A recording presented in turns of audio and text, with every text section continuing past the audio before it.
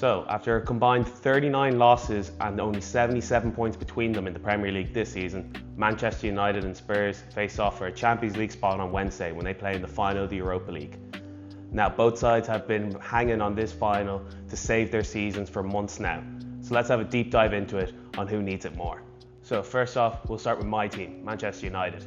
Now, the league campaign has basically been written off since Christmas when United went on a poor run where they lost at home to Nottingham Forest, lost away at Wolves, lost to Bournemouth. The Premier League has been a write-off since then as Ruben Amorim has tried to settle in at Old Trafford. Now, his 3-4-3 style, it may not work with this current iteration of players, but it has slowly been improving. And when you look at the FA Cup final just gone this past weekend, Crystal Palace play a very similar style with the narrow front three of Eze, Sarr and Mateta. And so Glasner and Palace have shown that this system can work in England.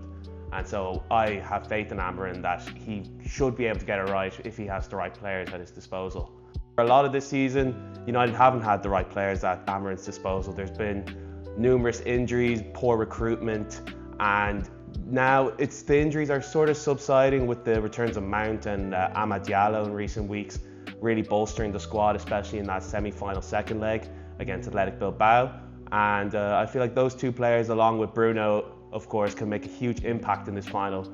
There may be a blip up, especially in the second half against Lyon, but all in all, I think United have been very solid in the Europa League and deserving of their spot in the final. The whole semi-final tie against Athletic Bilbao showed that United can play this 3-4-3 system under Amorim, especially in Europe, where the pace is much slower than the high intensity of the Premier League. And well, there's going to be some players missing in the final and some key players missing as well. Well, Matthijs de Ligt is definitely ruled out for the game by the looks of it, while Diogo Dalot and Lenny Yoro are in a fight against time to get fit for the final. Although Diogo Dalot is said to be doing so far so good, as Amorim said after Friday night's defeat at Chelsea. I think those are big players to be missing, especially Yoro, who's really come to his own the last couple of months. But I think United still have the players there to put in a solid performance and do better than their previous performances against Spurs this season, which haven't been great at all. I'm thinking they got hammered at home at Old Trafford to them, and they shift a lot of goals to them in the Carabao Cup tie they had earlier in the season. And then, well, the most recent game was a boring 1-0 win, which I don't think there was anything to write home about for either side. But it was yet another defeat for Amorim and United. But I do think United have been playing better football in the last couple of months, especially defensively. I know they've still been shipping a lot of goals to poor sides like West Ham and so on, but against the big sides like Arsenal, Man City and even Liverpool back in January, they've shown that they can really tighten things up and make things hard for good quality sides.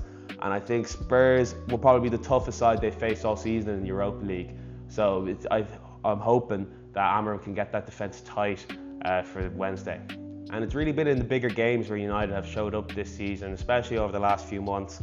I'm thinking a draw away at Anfield, the victory in the FA Cup over Arsenal, and then the two draws against Arsenal and Man City. United really shored up defensively and showed that there's still a bit of fight in this team when for the longest it looked like there was very little. And it's that fight that United are going to need again on Wednesday. They can't just rely on Bruno Fernandes like they've done throughout much of this season. Spurs are too good a side to not show up against. They'll tear you apart if you're not running. And yeah, I think United really need to put in more effort than they had all season in this game against Spurs, because Spurs are just going to try to outrun United like they've done previously. And this game is also crucial for the future of the club, really. If you thinking the finances that United have at their disposal this summer, no Champions League football will make recruitment much harder, and there'll be less money to work with for Ruben Amorim. And realistically, it will just make this rebuild even longer. And who knows, Ruben Amorim mightn't even be here to finish the rebuild if they don't get Champions League football this summer. And now, as tumultuous of a season as it's been for Ruben Amorim and Manchester United, it equally has been for Ange Postecoglou and Tottenham Hotspur as well. It's been a chaotic season in North London, riddled with injuries and poor form, and a lot of bad vibes in the background of the club. I'm thinking the protests they've had against Dan Levy. Hasn't been a great season to be a Tottenham Hotspur fan in general. But this could be their first trophy in 17 years. It's as good a chance they've had in any final, as they've shown that they can beat United quite comfortably at points this season. And so this is probably the best chance they've ever had of winning a trophy since winning the Carling Cup back in 2008. And it seems like Spurs are still going to have to deal with some injuries heading into this final, with Lucas Bergvall, Dejan Kulusevski and James Maddison all missing out. But it seems like Ange Postecoglou is willing to die by the sword when it comes to his play style. His high-octane, fast-paced style of football has come to question in recent months with the mounting list of injuries, but it seems like Ange Postecoglou is not willing to part with his style and doesn't care who tells him what, having clashed with the head of medicine at Tottenham last summer and him leaving after 20 years with the club. And it's this fast-paced, high-octane style of football which we know is going to be very effective against this United side. Having already beaten them 3 times this season, Spurs can make that 4 with a win on Wednesday. And well, the tactic is simple for Ange. Just outrun United. United already don't run enough to compete at the top end of the Premier League, while Spurs are more than capable of attacking with the best in the Premier League, being at the top end of goals scored, but it's their defence that lets them down. However, with United's gun-shy striking in front of goal, I think this is a perfect time for the final for Spurs, perfect season to finally end their 17-year drought. But if we're looking at this frankly, the future isn't hugely bright for either side. There's no real direction you can see from either side at the moment as things stand. And while Champions League football will be hugely beneficial for the finances of the club and the recruitment of the club for the players this summer, I find it hard to see these sides really going anywhere the way they currently are. United need a major mix-up in the dressing room. There's a ton of dead weight there yet again this summer that needs to be shipped on. A lot of big earners need to be taken off the books, and players need to be brought in that can play this style of football. Meanwhile, for Spurs, it doesn't seem like anyone fully believing that Ange is the man to bring them forward.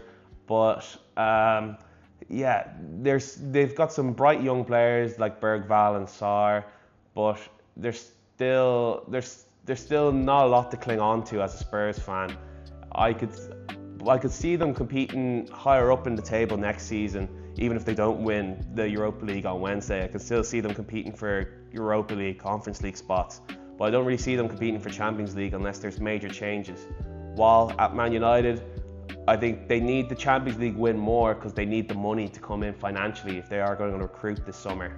And while I don't think they'll be able to compete for Champions League spots next season through the league, I feel like having that Champions League money will definitely help them push themselves up to that mid-table spot, which is frankly nowhere near where United should be.